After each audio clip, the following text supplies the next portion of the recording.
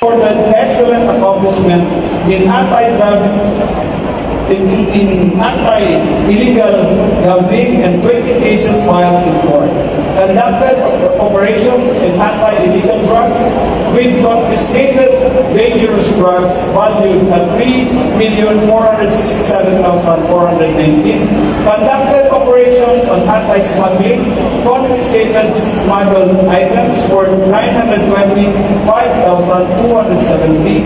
Enforced local ordinances with a total of 1,297 apprehended violators.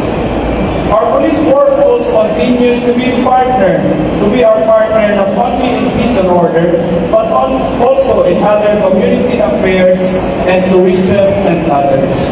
The discipline, integrity, and hard work of our police force caused them to be recognized by the National Police Commission as Rank 1 in Union Performance Evaluation under the Component City category,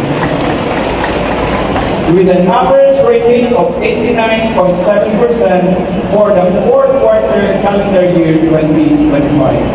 The performance we attribute largely to the leadership of our Chief Police Lieutenant Colonel Jardimon A. Sibay. And he was likewise awarded with the Medallion de Pasanayan or the Medal of Efficiency for his display of dedication, professionalism, and exemplary performance as Chief of Police of Tacloban City Police Station. So, 6 months pa lang si Chief Sibay at dapat na siya award para sa iya at sa aton binangan na rin sa siyudad sa Tacloban. Keep up the good work, sir. We also supported our fire station by providing 2 units of motorcycles worth 300,000 intended for first aid service team response. So they will respond to emergency quicker and more efficiently. We also provided 150,000 worth of repairs and maintenance for equipment and machinery, maintenance and repair, and 1 unit air conditioner worth 25,000. A meron fee for their hard work and dedication in protecting the city.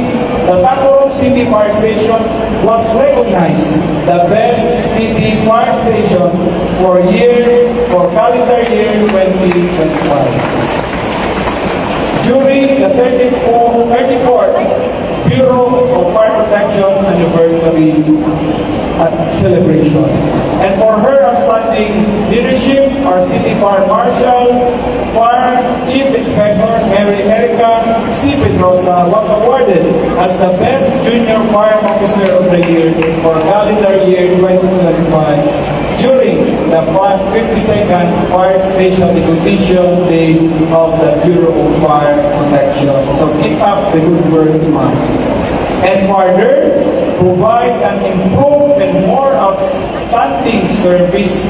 A new Tacloban City Fire Station will be built worth 25 million.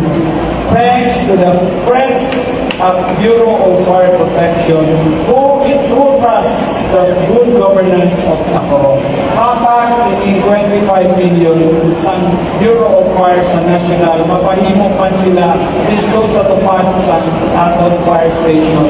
So gasto ina sa Bureau of Fire 25 million na fire station of Tabaco.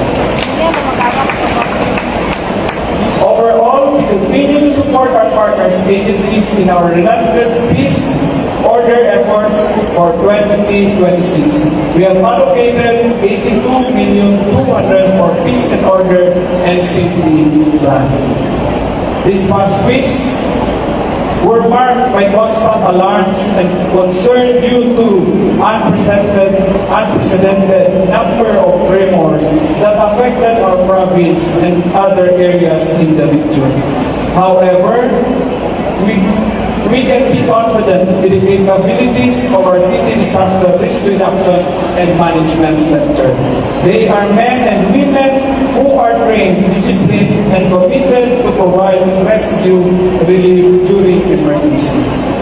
With a total proposed budget of 27,405,534 in 2025, the city RRMC enhanced its operational capability in responding to disaster and emergency.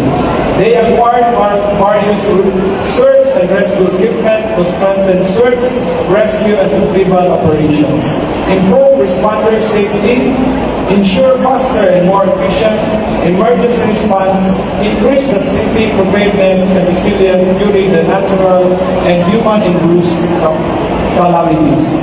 The team also responded to various emergency situations, including trauma cases such as vehicular accidents.